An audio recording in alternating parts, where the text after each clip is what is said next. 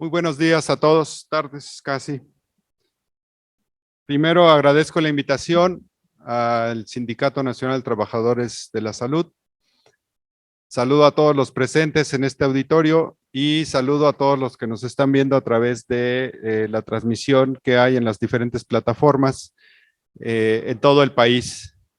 Muchas gracias por invitarme, muchas gracias por esto que se sucede de manera un tanto inédita, el que podamos estar en un congreso, la base trabajadora, las autoridades, trabajando por un bien común que son nuestros usuarios y sus familias.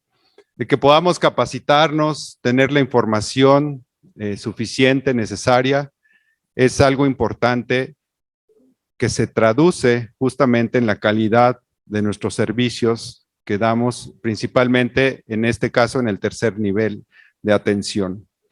Les voy a platicar un poquito acerca de cómo llegamos a este punto. Al día de hoy ya no hay servicios de atención psiquiátrica, ya no hay Consejo Nacional de Salud Mental y ya no hay CONADIC, pero sí hay una comisión que es fusión de estas tres, que es la Comisión Nacional de Salud Mental y Adicciones. Le llamamos CONASAMA. ¿Qué es lo que ha sucedido? Ustedes son los testigos principales y no solamente presenciales, sino vivientes de lo que ha pasado en la política pública, en la salud pública, en cuestión de salud mental y adicciones. ¿Y a qué me refiero? A todo este olvido que ha habido por décadas en el tema, a esta desarticulación, esta falta de comunicación, desde luego a esta falta de presupuesto y en consecuencia a la falta de recursos humanos capacitados para atender la gran necesidad que tenemos al día de hoy. 1910, ya saben ustedes, por allá la Castañeda, en donde había poco conocimiento en neurociencias, sí mucho a nivel de humanidad, pero que nos faltaba por conocer muchas cosas más. 1950, un parteaguas, dado que se descubren los psicofármacos, no todos desde luego, pero ahí empezaron los psicofármacos en esa década y nos damos cuenta, la ciencia y la actividad científica alrededor de la psicosis, que esta era producto en muchos casos de un desequilibrio en los neurotransmisores del sistema nervioso central, en este caso del cerebro. Y tras este parteaguas, se empiezan a desarrollar más psicofármacos, se empiezan a desarrollar modelos diferentes de atención, y estos se fueron sucediendo en algunos países desarrollados, en donde comenzaron gracias a la información, como es en todos los casos, y es con lo que combatimos el estigma, a desarrollar un modelo comunitario, el cual tiene como centro a la persona y sus derechos humanos, el que podamos defender, el que podamos garantizar los derechos humanos de nuestros usuarios y sus familias es algo importante. El derecho a la salud, en este caso, el derecho a la salud mental. Normalmente y últimamente que se ha utilizado mucho el término, quizás hasta se empieza a abusar del término salud mental, en este caso para bien de nosotros, pero nos decía, hace poquito platicaba con el secretario de Salud, quien les manda un saludo, el doctor Jorge Carlos Alcocer Varela, me decía hay que tener muy claro y decirle a las personas, al personal de salud, para empezar, a la academia, a las universidades y a la población general, qué es la salud mental. Porque de repente los que estamos embebidos o que estamos en el sistema de salud, propiamente en el tratamiento, y esto permea hacia afuera, escuchamos la palabra salud mental y ya pensamos en trastornos mentales y son dos cosas diferentes. Me decía el secretario, ya ahorita hasta los chiqueadores les están diciendo que son para tu salud mental, ¿no? Entonces, sí, tenemos que tener muy claro, principalmente nosotros, a qué nos referimos y en qué punto estamos trabajando sobre la salud mental y en qué punto iniciamos a trabajar en la atención a quien pierde su salud mental y quien tiene un padecimiento. Nosotros, en general, venimos de muchos años, me cuento, yo inicié en esto en el 2004, cuando inicié la especialidad en psiquiatría. Muchos de ustedes tienen mucho más tiempo trabajando en esto. Y no les voy a contar a ustedes de todo este olvido, de todo este estigma, de toda esta falta o este vacío, que en algunos casos, gracias a este vacío del Estado, se fue llenando con clínicas o centros residenciales que tenemos al día de hoy en todos los estados, con los llamados anexos, que ya es lo mismo, pero le llaman de diferente manera en algunos otros estados. Y ante este vacío y este olvido, la sociedad civil tenía que buscar una respuesta, buscar una atención, buscar algo que les ayudara con sus familiares, con sus hijos, con sus padres, con los abuelos, con los tíos, con la comunidad en general.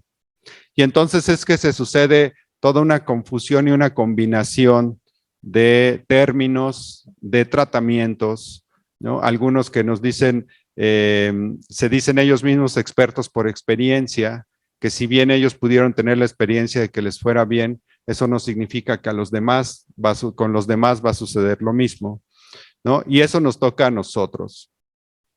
Entonces, este modelo que todavía venimos acarreando, que es un modelo centrado en el hospital psiquiátrico, siempre me gusta poner el ejemplo de que tenemos el entendido de que ante un síntoma, ya no digamos un padecimiento, ante algún síntoma de un padecimiento mental o un síndrome, buscamos de inmediato al especialista, un especialista que no va a estar cerca, que no va a ser tan accesible, ¿no? A nivel público y a nivel privado, cuando no lo necesitamos. Y la analogía que me gusta hacer es como tener un dolor abdominal. Cuando tenemos un dolor abdominal, normalmente no pensamos en el cirujano de inmediato. Incluso ni en el médico. Pensamos primero en un té, voy a tomar agua, voy a tener algunas medidas de autocuidado, ¿no? Quizá sé que alguna pastilla me puede hacer efecto y la tengamos en casa y inicia ahí la automedicación. Y si eso no funciona, entonces sí ya nos vamos a nuestra clínica. No nos vamos al cirujano cuando tenemos un dolor abdominal.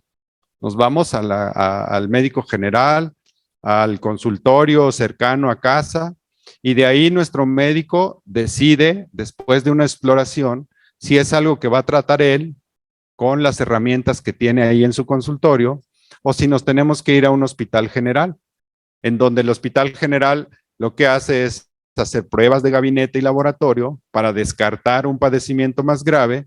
En algunos casos no lo es y los regresan a casa, a su primer nivel de atención, a su consultorio, y en algunos casos sí es algo más grave y entonces, como decimos, sube a piso, llaman a los cirujanos, hacen su perfilamiento para ver si la solución es quirúrgica o no. En el caso de que lo sea, hacen su trabajo quirúrgico, ya sea de inmediato o programan una cirugía, pero hasta ese punto entran los especialistas, los cirujanos con sus especialistas y el equipo de especialistas de cirugía. Me refiero a la enfermera, la instrumentista, me refiero a la enfermera circulante, me refiero al anestesiólogo, me refiero a todo este personal que ya funciona alrededor de un quirófano. Nosotros, ustedes, la mayoría de los que están aquí escuchando y de los que están atrás de la pantalla también escuchando, somos ese tipo de especialistas, el equipo de especialistas que vemos los padecimientos. Todo esto ha traído como consecuencia que lleguen muchas personas, como les consta a ustedes, llegan tarde. Muchos usuarios ya llegan tarde, ya llegan en un cuadro agudo o en un cuadro agudizado. Y entonces tenemos que actuar de manera urgente en muchos casos, ¿no? Y en algunos casos ya vamos tarde y ya hay secuelas y ya no es posible regresar a un estado de bienestar como el que buscamos o como el que tenían previo al padecimiento. Esto pasa, sigue pasando desafortunadamente en todo el país a nivel de psiquiatría, de salud mental, ¿no? Como les decía. Y entonces el que tiene un síntoma o varios síntomas o ya un síndrome o un cuadro agudizado, pues no va a su médico general, no va a su clínica, sino directamente busca el especialista o la familia es la que busca el especialista. Al no haber especialistas, buscan el centro residencial o buscan el anexo. Y entonces empieza a empeorar la salud, empieza a empeorar el bolsillo, porque esto conlleva un gasto, por supuesto. Todo esto trajo o llegamos al punto en el que por mucho tiempo fuimos excluidos. Por mucho tiempo los trabajadores en los padecimientos de salud mental y el sistema en general fue excluido. Así como un día la Castañeda la pusieron en Mixcoac porque estaba alejada, como el Fray Bernardino, el Hospital Sayago, el Hospital Samuel Ramírez Moreno, el Juan N. Navarro, por solo mencionar los de aquí, el Cruz del Norte, Cruz del Sur, y los psiquiátricos en los demás estados, están fuera de la ciudad. En algunos casos ya llegó la urbanidad y ya no están aparentemente tan alejados. Pero esta exclusión no solamente era del sistema, sino era en general de toda la sociedad. Y así nos quedamos por muchos años. ¿Y qué fue lo que pasó a partir de el 2018? Nuestro secretario de Salud, el doctor Jorge Alcocer Varela, nos instruye y nos encarga desde el Ejecutivo a hacer una reestructura en no solamente el modelo, sino a nivel institucional. Y la primera parte de la reestructura y la primera propuesta de esta reestructura es que se incluya como parte del sistema de salud integral, no estar otra vez fuera del sistema o alejado y fuera de los presupuestos y fuera de las capacitaciones y fuera del sistema en general. Y como le hemos venido haciendo desde hace muchos años, como dicen coloquialmente, decimos a rascarnos con nuestras propias uñas. Es por eso que celebro mucho que al día de hoy estemos en capacitación, que estemos en la transmisión de las capacidades que tienen ustedes, que tienen los hospitales, que tienen los especialistas, que tienen todos nuestros recursos humanos, nuestra base trabajadora, para que podamos transferir estas capacidades a todo el primer nivel de atención y al segundo nivel de atención, que son los que lo necesitan, que son los que lo ocupan. Esto ya inició el pasado 16 de mayo del año 2022, se aprobó y salió el decreto, publicado en el Diario Oficial de la Federación, la reforma en materia de salud mental y adicciones en la Ley General de Salud. Una reforma general de salud, una ley general de salud que no había sido tocada en este tema desde 1984, y eso fue básicamente para por ahí puntualizar algún tratamiento a nivel de hospital psiquiátrico, pero no había habido una reforma que de verdad cambiara el modelo y principalmente incluyera a la salud mental y al consumo de sustancias psicoactivas dentro del sistema de salud. Tan así era que los legisladores, cuando llegamos, diputados, senadores, se acercaban a nosotros para pedirnos, y ustedes seguramente lo han escuchado a través de los años, decían una ley de suicidio, una ley de depresión, una ley para las drogas o el consumo de sustancias. ¿Por qué? Porque lo veían también separado, lo veían por fuera. Y la propuesta inicial del Ejecutivo, de nuestro secretario de Salud, fue: no podemos hacer o no debemos hacer una ley por fuera, una ley más. Vamos a hacer una reforma a la Ley General de Salud, en donde estemos incluidos desde la Ley General de Salud. Se comenzó a trabajar, así fue un trabajo técnicamente, nos llevó algunos años, se nos atravesó el COVID, pero finalmente el 16 de mayo del año pasado sale la reforma a la Ley General de Salud. ¿Y qué nos dice a grandes rasgos? Ahorita nos va a explicar el doctor Hugo González también. ¿Qué nos dice? Bueno, uno de los principales cambios, y que quizá todavía no hemos podido aterrizarlo, a veces ni entenderlo, es la alineación a la Convención Internacional de los Derechos de las Personas con Discapacidad. Algo prácticamente único en las leyes de salud de muchos países o de casi todos los países. Propiamente, ¿qué es esto? El respeto y la garantía a los derechos humanos, empezando por el derecho a la salud. Ustedes saben que también al día de hoy sería imposible negar la realidad. Todavía estamos en este inicio de este cambio de modelo y muchas veces no hemos podido garantizar siquiera estos derechos a la alimentación, ¿no? A la libertad, a la educación y por supuesto a la salud. Entonces, se viene esta reforma y junto con ella empezamos a articular el trabajo de la CONADIC, de los servicios de atención psiquiátrica y del Consejo Nacional de Salud Mental. Y el 31 de mayo pasado se publica el decreto de la creación de la Comisión Nacional de Salud Mental y Adicciones, que tiene como propósito, por supuesto, es garantizar el acceso a la salud, en este caso a la salud mental, promover y prevenir los padecimientos mentales, incluido el suicidio y el consumo de sustancias psicoactivas, desde la salud pública y desde la prevención, que es la base sólida del modelo actual, y poder atender en los 3 niveles de atención, primero, segundo y tercer nivel, de manera oportuna a quien necesita una atención.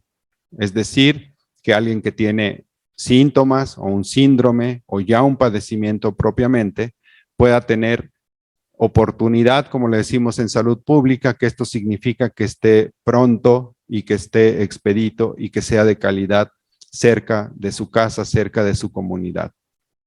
Platicaba hace un momento con algunos compañeros ahorita en el receso que nos hemos enfrentado a obstáculos y son los que buscamos vencer. Uno de ellos, el primero, es la resistencia del personal.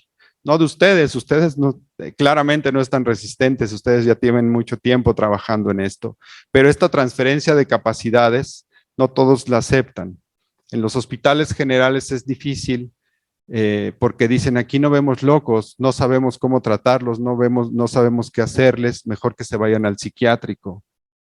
Y lo que nosotros hablamos con los directores de los hospitales generales, lo cual es una realidad, y les decimos, doctor, es que ustedes ya los ven, ya ven usuarios con padecimientos mentales, ya ven y seguramente tienen o han tenido ingresados usuarios con riesgo suicida o con ideación suicida.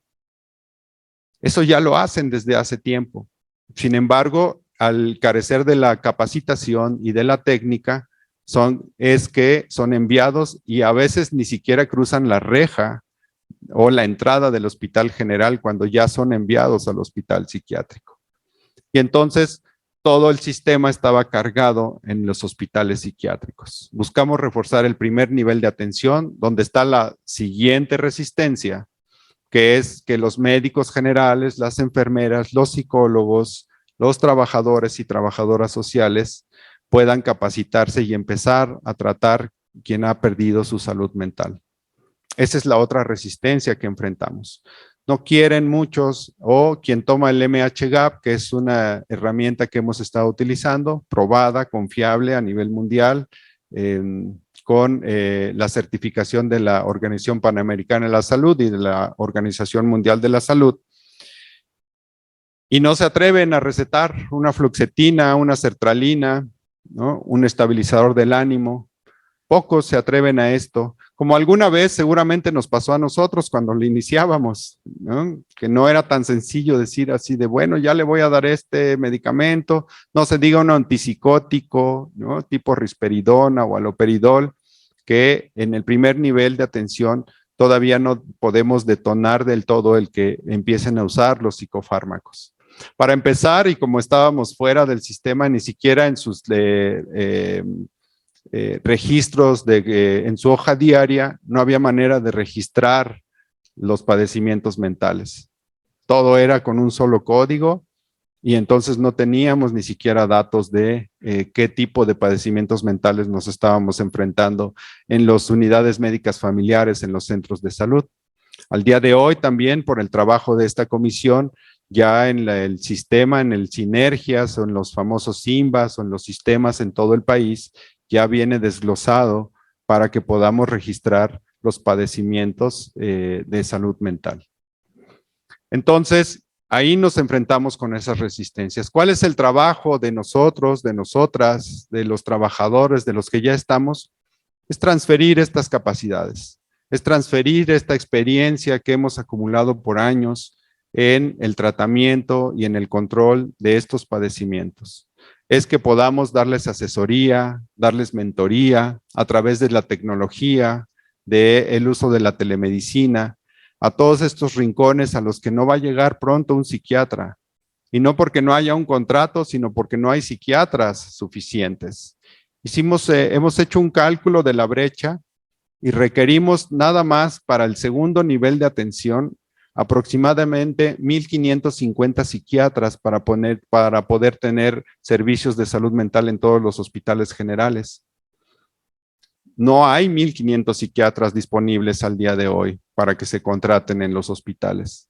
Y los pocos psiquiatras que hay, en realidad tampoco quieren trabajar en un hospital general, más bien se van a su consulta privada y dejan la institución pública. No tendríamos, así tuviéramos los 1,500 contratos en la mano, no tendríamos el personal.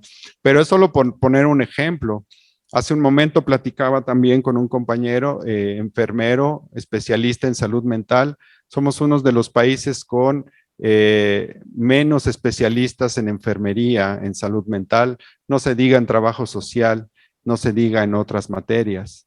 Entonces, todos nosotros, todas nosotras, los que están aquí presentes, los que están en la pantalla, toda la base trabajadora, lo que nos toca es transferir esta experiencia, compartir esta experiencia al primero y al segundo nivel para que podamos reforzar esas capacidades.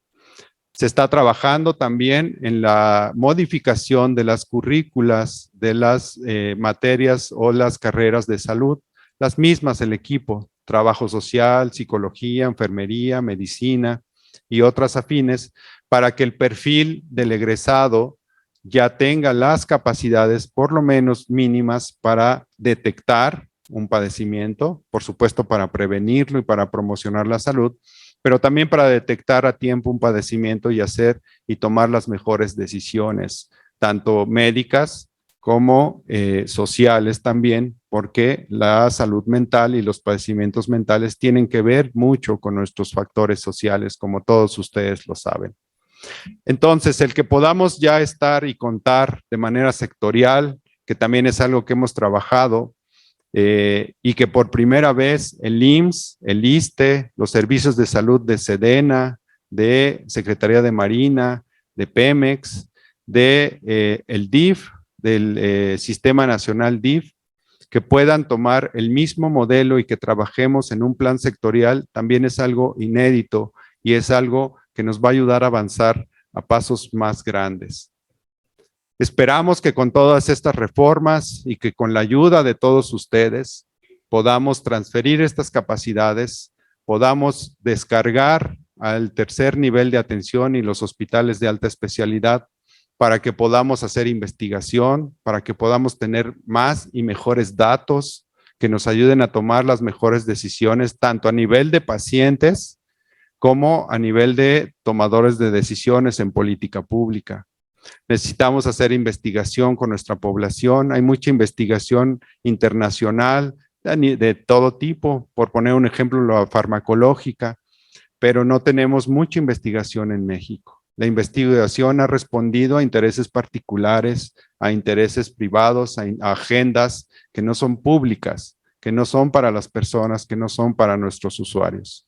Sin embargo, buscamos que esto suceda diferente. Estamos trabajando al día de hoy con la CONACYT para implementar ya de manera permanente la encuesta nacional de salud mental y adicciones. Vamos muy avanzados, esperamos este año poder tener los primeros resultados, pero además lo estamos trabajando para que esto sea un ejercicio anual y permanente. Y no solamente eso, sino en un observatorio mexicano de salud mental y adicciones que ya funciona y alimentarlo desde todos los sectores, no solamente desde el sector salud, sino que todos podamos poner ahí datos e información, hacer análisis con datos abiertos, porque los datos pertenecen a la población, es un bien público, no es los datos y los resultados de las investigaciones no son propiedad de los investigadores y mucho menos de una farmacéutica. son propiedad de la nación, es un bien público y por eso a partir de ahora en esta comisión los datos que se generen se van a poner a disposición de todo el público, de toda la población para que puedan ser analizados y podamos ayudar todos y todas. No quiero terminar esta presentación sin agradecer, por supuesto, la invitación otra vez del Sindicato Nacional de Trabajadores de la Salud, al doctor Marco Sánchez. Muchas gracias, doctor, por la invitación. Hubiera querido llegar más temprano, pero la misma dinámica y el trabajo me tenía en otros encargos. También saludar aquí a Inesita, que la estimamos mucho, ahora que estaba yo en los servicios de atención psiquiátrica, y a tantas caras conocidas que al día de hoy, desde mi llegada, he podido saludar a muchos de ustedes. El compromiso, pues, es que podamos trabajar todas y todos, juntos y juntas, en un modelo humanista, en un modelo que privilegie los derechos humanos de nuestros usuarios y que podamos hacer prevención y que podamos llegar a tiempo a una conducta suicida, a un consumo de sustancias psicoactivas, antes de que inicie en una depresión, por ejemplo, o en una ansiedad, la automedicación a través de las sustancias, que en su mayoría de los casos eso es lo que sucede.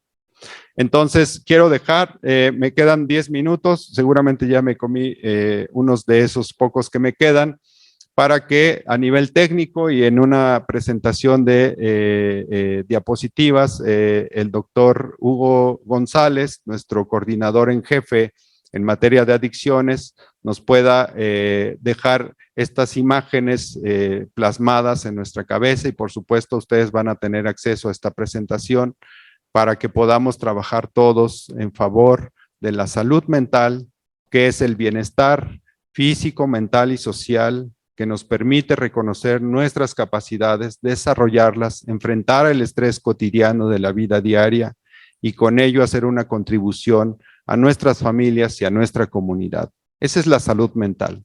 Cuando alguien la pierde, que podamos darle una oportunidad de tratamiento cerca a su casa, a su comunidad, y que cuando alguien tiene un cuadro agudo o agudizado, pueda tener también oportunidad de llegar a tiempo a un segundo o a un tercer nivel. Todo aquello que se mencionó con la reforma a la ley, y con esto termino, de que desaparecerían los hospitales es completamente falso. No va a desaparecer ningún hospital, por el contrario, queremos tener más robusto el sistema, pero queremos que esté en los hospitales generales, queremos que esté en las unidades médicas familiares, que esté en los centros de salud y que los hospitales al día de hoy psiquiátricos puedan ser integrales, en el sentido de que ya no andemos tocando puertas, pidiendo favores y pidiendo caridades para que nos atiendan un paciente que tenemos con cáncer, con algún problema dermatológico, con algún problema cardíaco, y andamos ahí en la ciudad, en la ambulancia o peor aún en el transporte, buscando a ver quién nos atiende en qué hospital. El que seamos parte del sistema de salud nos va a dar esta fortaleza para velar por el derecho a la salud integral, entre ellos a la salud mental. Le paso el micrófono al doctor Hugo González y me despido diciéndoles como me enseñaron los otziles allá en Corazón de María, en Chiapas, donde nos dicen, ustedes los separaron, doctor, pero nosotros no. Y me decían, nunca más el cuerpo sin el alma, nunca más el alma sin el cuerpo. Muchas gracias a todos.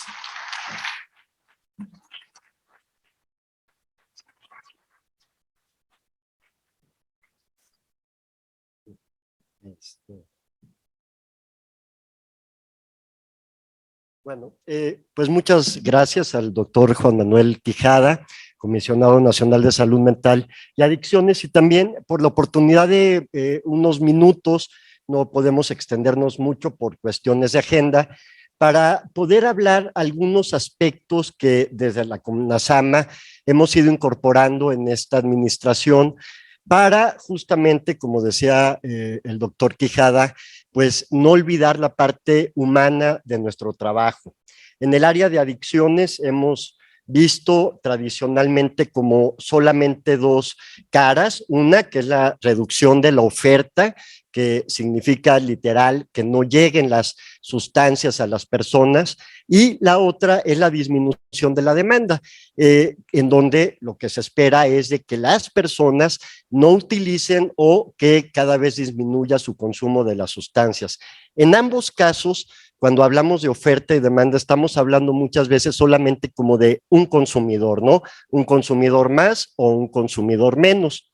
Pero para todas y todos nosotros que trabajamos con seres humanos, realmente esta oferta, nada más de decir, dejas de consumir, ya no eres consumidor, bravo, o estás consumiendo, entonces necesitamos disminuir la oferta para que te llegue eso, deja a una gran cantidad de personas que por diversas causas utilizan sustancias y que nosotros, nosotras que trabajamos en salud mental, pues sabemos que ese es el primer impacto que tiene una sustancia en la salud mental, en el desarrollo que pueda tener un joven, un niño, un adolescente, en los adultos también tiene un efecto en nuestro desarrollo ya como personas adultas. Y entonces, dentro de este panorama, donde solo está la oferta, la demanda, hay una tercera cara, que es la reducción de riesgos y daños. Esta modalidad, que ahorita la voy a explicar muy brevemente, es una modalidad que ha surgido de la comunidad, para que las personas que utilizan sustancias y que a veces no pueden, no quieren, no es su momento, quizá a veces no es necesario ni siquiera que tengan que dejar la sustancia, y vamos a hablar, por ejemplo, de algunas sustancias socialmente aceptadas como el alcohol, pero siempre a estas personas les pueden afectar una serie de riesgos y daños o consecuencias de este consumo. Entonces, el modelo de reducción de riesgos y daños es un modelo que permite que mientras la persona utilice sustancias, sin poner el énfasis en que dejes de consumir para que ya no seas un consumidor y ya no estés en esta categoría o en esta estadística, puedas cuidar tu salud y puedas eventualmente, si así lo decides, si puedes, si tienes los recursos para hacerlo, dejar por completo de consumir sustancias. Entonces, si se dan cuenta, el modelo habitual, esta es una definición de la Organización Mundial de la Salud, la OMS, que habla que en el contexto de alcohol y drogas, la reducción del daño, perdón, ay, no me la muevan tantito porque no me la sé de memoria, la que sigue, por favor, la primera. Bueno, la reducción de riesgos y daños, de acuerdo a la OMS, son todos aquellos programas, políticas, estrategias que están hechas para que a nivel individuo y con un impacto desde luego en la familia, la comunidad y la sociedad, podamos tener una reducción del daño. Y esto, la característica principal es que podemos reducir el daño sin necesariamente suspender el uso de drogas. Hoy no tenemos mucho tiempo para hablar más de este concepto, de su historia, de los antecedentes que tuvimos aquí en México en los años 40 durante la presidencia de Lázaro Cárdenas. Es decir, no es un tema nuevo, pero como durante muchos años predominó más bien el concepto de la guerra contra las drogas, que se convertía en la guerra contra el usuario de sustancias, pues este modelo se sale de ahí y dice, no, el problema principal es la salud, y podemos ver la que sigue. En ese contexto es muy importante entender que podemos tener muy buenas intenciones. Creo que todas y todos los que trabajamos en la salud nos queda claro y es algo casi intuitivo y que lo hacemos todos los días, pero necesitamos también plasmar estos conceptos en nuestras leyes. Y justamente ese fue el gran avance que hubo el año pasado en estas modificaciones que mencionaba el doctor Quijada en la Ley General de Salud, que se habían quedado en esa época de los 80s, donde pues la percepción era muy basada en la guerra contra las drogas, que permeaba y que sigue permeando en Estados Unidos y que de alguna manera es una política también que se ha querido extender al resto del mundo. Entonces, pues bueno, la reducción de riesgos y daños es una alternativa de salud pública a los modelos criminalizadores y donde solamente se ve eso, eres consumidor, estás enfermo y solamente vas a dejar de ser enfermo cuando dejes de consumir. digamos, la reducción de riesgos y daños no está en contra de la abstinencia, pero acepta que hay otras alternativas a la abstinencia. También lo decía hace ratito, las medidas políticas de reducción de riesgos y daños en salud son diferentes a muchas otras que surgen desde arriba, desde programas, desde iniciativas. En este caso han sido iniciativas comunitarias. Por ejemplo, la primera entrega que hubo de jeringas estériles a usuarios de drogas inyectables para prevenir la transmisión del VIH, pues la hizo un grupo de consumidores de heroína en Rotterdam, en los Países Bajos, que entre ellos mismos se organizaron para comprar y conseguir jeringas y poderlas usar y prevenir. Ese modelo, que surgió en una comunidad normalmente bastante estigmatizada, pues se convirtió de repente ahora en el modelo estándar para prevenir en este grupo, por lo menos, la transmisión de VIH y hepatitis C, es decir, la entrega de equipos seguros. Y pues también que muchos de los sistemas de salud que nosotros habitualmente trabajamos y conocemos son de alto umbral. Te piden una serie de requisitos para empezar a tener una identidad, tener papeles de identificación, muchas veces un domicilio fijo y pasar una serie de trámites y de filtros que no siempre hacen que todas las personas que requieran la atención, sobre todo hablando de este mundo tan estigmatizado de las personas usuarias de sustancias psicoactivas, pues muchas veces estas personas se quedan fuera de los sistemas tradicionales de salud y necesitamos nosotros bajar los umbrales. Una de esos ejemplos, y nada más lo digo rápidamente, son las unidades móviles de salud, que se meten a las comunidades, se meten a los barrios y llevan ahí directamente una serie de alternativas en el contexto de los problemas de adicciones o problemas de uso de sustancias. El contexto o lo que hacen estas unidades es, por ejemplo, llevar estas jeringas a los usuarios de drogas inyectables que están, imagínense ustedes, en el canal del río Tijuana, donde las personas están realmente huyendo de la policía, del ejército, y entonces ahí por ahí encuentran este camioncito que lleva algunos servicios y se pueden acercar ahí sin cita, sin a veces llevar papeles o sin tener que abrir un expediente y todo este trámite, ¿no? Entonces vemos la que sigue, por favor.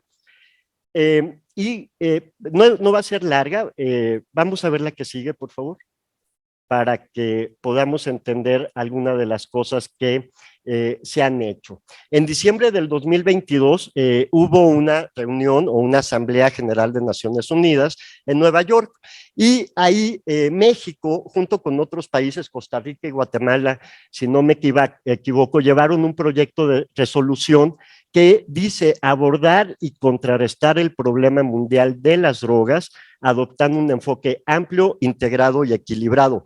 Entiendo que para todos nosotros es intuitivo pensar que así debe de ser esto, ¿no?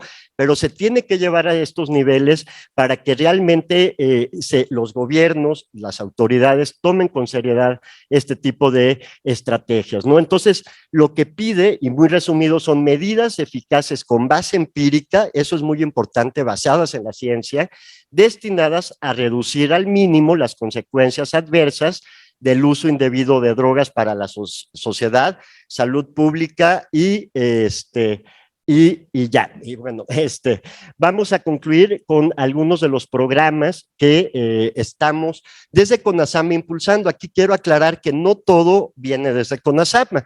Por ejemplo, la interacción que tenemos con CENSIDA ha sido muy fructífera en la Ciudad de México, por ejemplo, con el IAPA, con el Instituto de Atención y Prevención de Adicciones, para poder llevar a la población estas medidas, programas de tratamiento asistido con medicación, programas relacionados con el equipo de inyección, y alguien dirá, aquí en México, Ciudad de México, hay gente que nos está viendo en todos los estados, ¿a poco hay tanta gente que se inyecta? Por un lado, sí hay gente que se inyecta muchas sustancias, pero también esto se aplica a sustancias fumables, porque si alguien pasa una pipa y la comparte con 10 personas, una pipa donde puede estar fumando metanfetamina, ahí puede transmitir el virus de la hepatitis C y entonces esta persona ya no tiene un problema, sino va a tener ahora otro problema.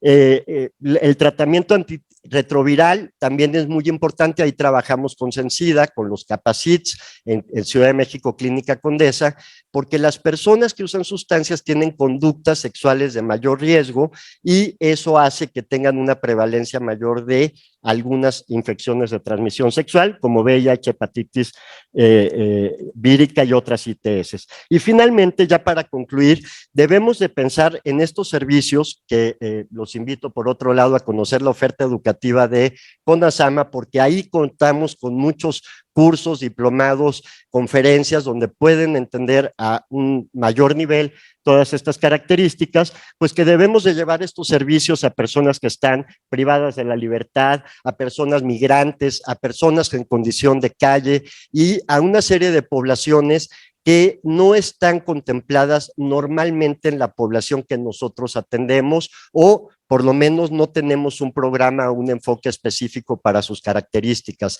Con esto termino, aquí las señoritas están un poco preocupadas de que no termine a tiempo, con esto termino agradeciendo la oportunidad de hablar de esto y invitándolos nuevamente a seguir nuestra página de CONASAMA para que conozcan toda nuestra oferta educativa. Muchas gracias y muy buen día.